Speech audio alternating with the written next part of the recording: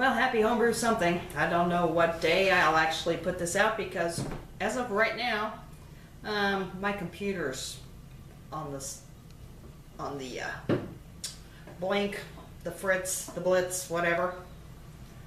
There's been a lot of static electricity in our house lately, and I got up this morning and came in here to press the button to turn it on. Well, a spark flew off the end of my finger about a ½ inch long into the power button on the front of it.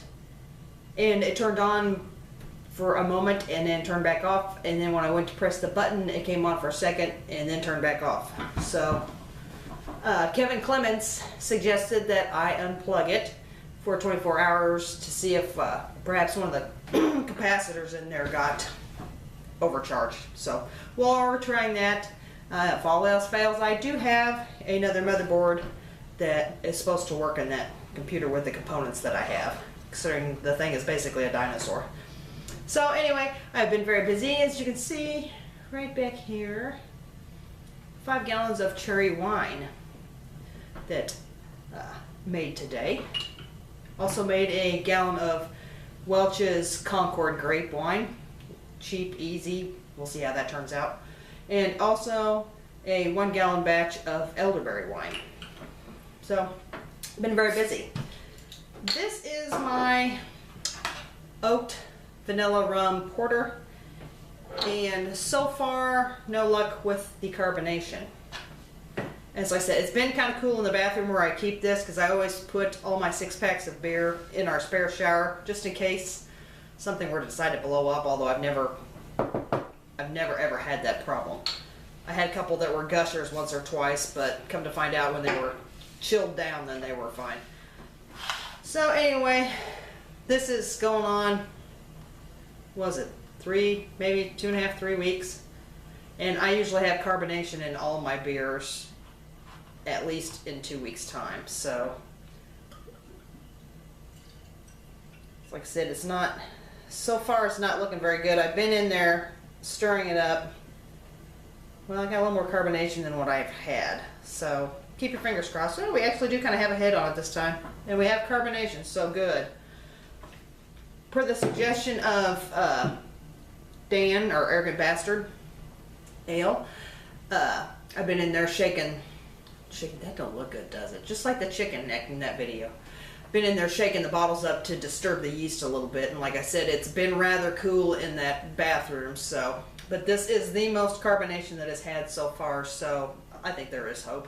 It's just like I said, it's a higher alcohol beer, so it is taking just a little bit longer to carb up. But this is, I don't normally add a whole lot of odd things to my beer. And this is actually the first time I've actually kind of went above and beyond. We actually have carbonation streaming up from the bottom of this. So that's good, very good.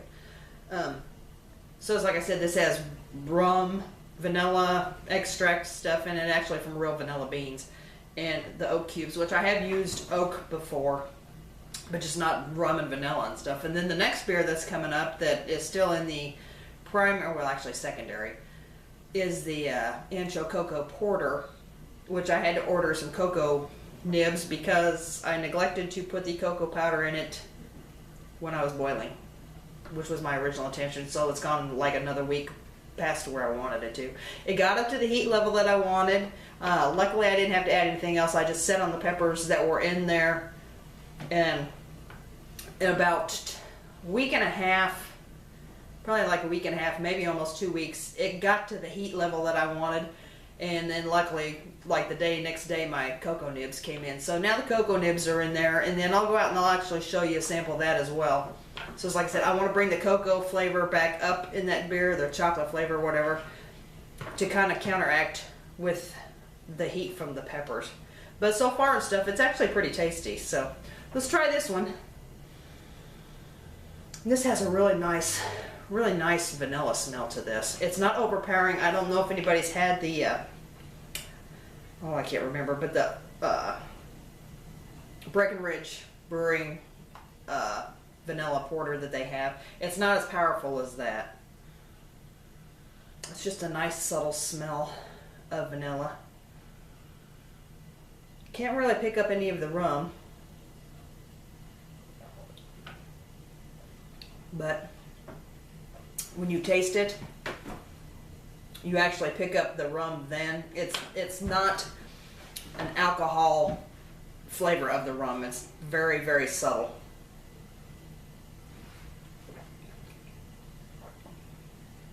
But you pick that up a little bit. I am picking up some of the toasty, like the vanilla notes. I think it's also from the oak, but also from the vanilla beans that were in there. But if you've ever used oak, it has a different flavor to it than, say, if I were to just put the vanilla beans in here straight. If you've ever used it, you can actually kind of detect it, especially like in wines and stuff. But I can also actually detect it in the beer. So, it's like I said, it is getting there carbonation wise. It's not a boozy beer by any means. I mean, it drinks really easy. I think the alcohol, if I figured right and stuff, it's like, say, my computer being fried and everything, it's like, it's hard to figure, but I think the alcohol was upwards of 7, almost 8%. But you cannot tell it in this at all. And my mash efficiency with the stir, after I calculated everything, and hopefully it's correct, it was up around 80. And total brew house efficiency, which I don't know exactly how it is that they figured that in, it was like 73% or something. I'm not real good with the figures on Beersmith yet, because I always used beer tools before, and so this is just it's a little new to me, and I'm still trying to dial in my setup and my settings and stuff. But you can see, it's like I said, it does have a little bit of a head on there. And there is carbonation coming up, which I'm very glad about that. I was kind of worried. It's like I said, I've never had carbonation problems with my beer ever. But I think it's like I said, being a bigger beer and with the rum and stuff in there, that's what's taking a little bit longer. There is some alcohol legs on the glass. If you ever have a beer that's got like a little bit higher alcohol in it, it actually almost leaves like a oily film on your glass when you tip it. And it's almost like you were like rubbed Vaseline or something on the glass, but that's actually what that looks like when I tip that. But it is good. Very good beer. This actually does get a little bit better as it warms. It seems that the vanilla comes up just a little bit more, and also when it warms up, the rum starts coming forward. But overall, I think this is really going to be a really, really nice Christmas beer, because I think it should be carved up pretty good by the time we go for the Christmas party this year. I was hoping to give away a few beers they always have a Christmas giveaway at the party, and I thought maybe I could get some of these beers. One year I put it several. I had like 4 different kinds of beers in a 6-pack, and they would draw, and you have the thing where somebody could steal somebody else's gift. Well, it got stolen twice. So a gal that could really appreciate good beer ended up with it, and I was really glad about that because she really enjoyed it. So anyway, it's like I said, with that carbonation coming up, I think that's going to be a really good beer. 2 of these would probably be more than plenty, because just a little bit that I'm sitting here drinking this, I can kind of feel it. So anyway, it's like I said, I've been busy with the wine. We had 25 pounds of cherries from a video, I think probably last year or a year and a half. This is going to be a really long video, sorry. So we had 25 pounds of cherries, and I only used 15 of them. So I'm thinking perhaps I've got, my next beer is going to be a Falconer's Flight APA. But I think maybe after that and stuff, I'll do something like really light, because I've got a cream ale recipe. It's SJ Pours actually had a bottle of it. It's the Too Much to Do cream ale.